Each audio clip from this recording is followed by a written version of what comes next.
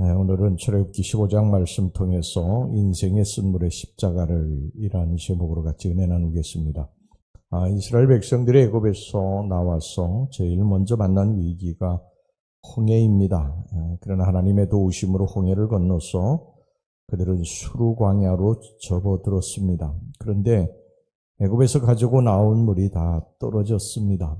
사흘 길을 가도 물이 보이지를 않았습니다. 사흘이 지나자 드디어 그들의 눈앞에 물이 보였습니다. 너도 나도 달려가서 물을 마시려고 했지만 그 물은 쓴물이었습니다. 그래서 성경은 그곳 이름을 마라, 즉 쓴물이라고 기록하고 있습니다.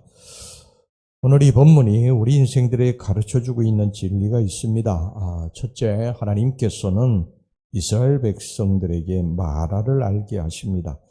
하나님께서는 이스라엘 백성들이 홍해의 위기를 만나자 너도 나도 다 하나님 원망하고 다시 애굽으로 돌아가려고 했던 것을 보셨습니다. 이것을 겪으신 하나님께서 이스라엘 백성들에게 마라를 만나게 하셨습니다. 왜 마라를 만나게 하셨을까? 이스라엘 백성들은 이제 더 이상 애굽의 노예가 아닙니다. 애굽에서 자유케 돼서 하나님 백성이 된 것입니다. 애굽의 노예로 있을 때는 애굽에서 나는 음식, 곡식을 먹고 애굽에서 나는 물을 마셨습니다. 그러나 이제는 아닙니다. 그들은 하나님의 백성이 되었음에 하나님께로부터 오는 생명의 만나를 먹고 하나님께로부터 오는 생수를 마셔야 하는 것입니다.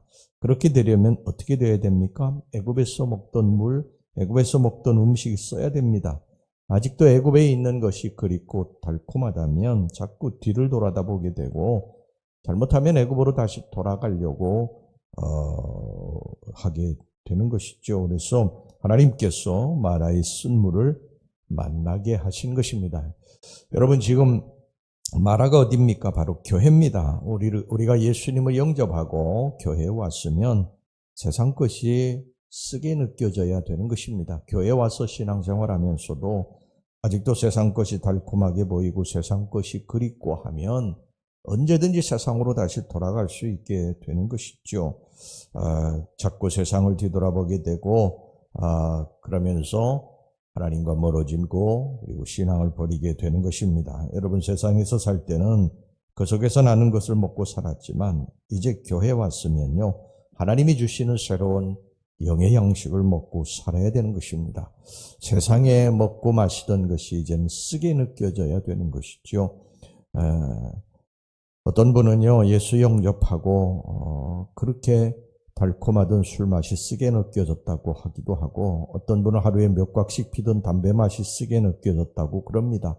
어떤 사람은 세상 친구들에게 실망하고 또 쓰게 느껴졌다고 그럽니다. 어떤 분은 세상 재미에 빠져 있다가 그것이 쓰게 느껴졌다고 그럽니다. 여러분 은혜 받으면 누구나 이 세상의 모든 것들이 다 마라처럼 쓴물처럼 느껴지게 되는 것입니다. 사도 바울도 예수님 만나고 나서 그가 가지고 있던 세상 것이 다 배설물처럼 쓰게 느껴졌다고 말씀하고 있지 않습니까? 여러분 이 세상에 어떤 것도요 우리들의 만족함을 주는 건 없습니다. 육신의 것은 항상 우리들이 먹으면 또 목마르고 먹어도 배고프고 계속 그런 것입니다. 우리는 하나님께로부터요 하나님의 영을 받아서 창조된 그러한 인간들입니다. 그렇기 때문에 우리의 영이 채워져야 우리의 육도 만족하게 느껴지는 것입니다. 그래서 여러분 우리의 영적인 것을 먼저 채우고 하나님 말씀으로 채우고 기도로 채우고 신앙으로 채우고 그렇게 살아가시기를 주의 이름으로 축원합니다. 그 다음에 두 번째 하나님은 사랑하는 자를 마라에 이르게 하십니다. 애굽에서 가나안 땅으로 가는데 가장 빠른 지름길은 이 해안선을 끼고 지중해 해안선을 끼고 가면 가장 빠른 길입니다. 한 열하루 정도면 가나안 땅에 도착할 수 있어요. 그런데 하나님께서는 그 지름길을 놔두시고 홍해 광야길로 인도하셨어요. 그리고 또 홍해를 건넜는가 했더니 또 마라의 쓴물을 만나게 하십니다. 이것은 전부 하나님이 계획하시고 하나님이 이끄신 일이에요. 하나님의 섭리고 하나님의 인도하심입니다. 여러분, 우리 하나님의 백성들이 세상을 살 때 홍해 만나고 마라의 쓴물을 경험하게 되는 것은 순전히 하나님의 계획과 섭리라는 것을 믿으시길 바랍니다. 우리 인생에는 우리가 모르는 하나님의 뜻이 있어요. 우리에게 향하신 하나님의 섭리가 있습니다. 그냥 아무 의미 없이 고난을 주시는 게 아니에요. 고난에는 하나님의 뜻이 있지만 우리가 당장 그건 좀 모르지요. 어느 날 제 뒤를 돌아다보면 그때 그 고난에 분명히 하나님의 뜻이 계셨음을 발견하게 됩니다. 반드시 마라를 견딘 자에게 주어지는 하나님의 축복이 있습니다. 우리가 쓴맛을 알아야 또 단맛을 아는 거예요. 여러분, 초콜릿을 먹은 다음에 수박을 먹으면 수박 맛을 제대로 알지 못하는 것입니다. 여러분, 쓴 것을 모르는 인생은요, 단 것을 알지 못합니다. 우리가 매일 평탄하면 정말 이것이 인생에 하나님의 주시는 축복이구나 하는 것을 온전히 깨닫지 못해요. 우리가 고난을 겪은 다음에 하나님이 이렇게 나에게 좋은 것을 주셨구나 하는 것을 매일매일 깨닫게 되는 것입니다. 여러분, 성경의 위대한 인물들, 기독교 역사에 찬란하게 빛나는 신앙의 인물들은요, 모두 다 이런 고난의 연단을 겪은 사람들이에요. 성경의 인물들을 보세요. 성경의 인물들이 고난 없이 하나님의 도구로서 사용되어진 사람이 어디 있어요? 기독교 역사에도 전부 다 연단을 거친 다음에 하나님께서 쓰신 것을 보게 됩니다. 여러분, 복음이라고 하는 것은 그냥 되어지는 것이 아니에요. 이 복음을 만들려면 수도 없이 뜨거운 이 풀무불 속에 들어가고 또 찬물에 들어가고 또 뜨거운 물에 들어가고 찬물에 들어가고 그러면서 복음이 만들어지는 것입니다. 여러분, 지금 마라가 있습니까? 견디면 정금처럼 쓰임받게 될 줄로 믿습니다. 하나님이 주시는 인생의 마라는요, 여러분을 사랑하셔서 주시는 것인 줄 믿으시고 참고 견디셔서 더 큰 하나님의 영광의 도구가 되어서 주님께 쓰임받기를 주의 이름으로 축원합니다. 자, 그 다음에 세 번째 마지막으로 하나님은 마라를 극복할 수 있는 한 나무를 지시하셨습니다. 이스라엘 백성들이 물이 쓰다고 못 먹겠다고 원망할 때에 하나님께서 모세의 기도를 들으시고 모세에게 눈앞에 있는 한 나무를 지시하셨습니다. 모세가 그 나무를 물에 던짐에 물이 달아졌다고 했습니다. 하나님은 언제나 괴롭게 인생길을 가는 우리들에게 한 나무를 지시하고 계십니다. 그 나무를 던져 넣으면 인생의 쓴물이 단물로 바뀌어지게 될 것입니다.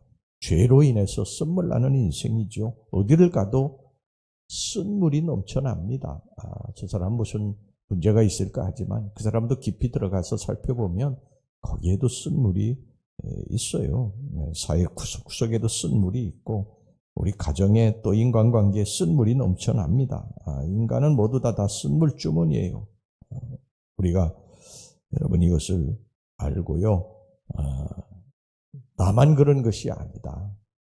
그러면서 우리들은 주님을 바라봐야 됩니다. 이 쓴물 나는 이 마라의 쓴물에 하나님께서 모세에게 한 나무를 집어넣으라고 하셨어요. 그래가지고 그 나무를 모세가 집어넣었더니 그 쓴물이 단물로 바뀌어졌다. 이렇게 말씀을 하고 있습니다. 여러분, 그 나무가 바로 십자가 나무입니다. 십자가 나무.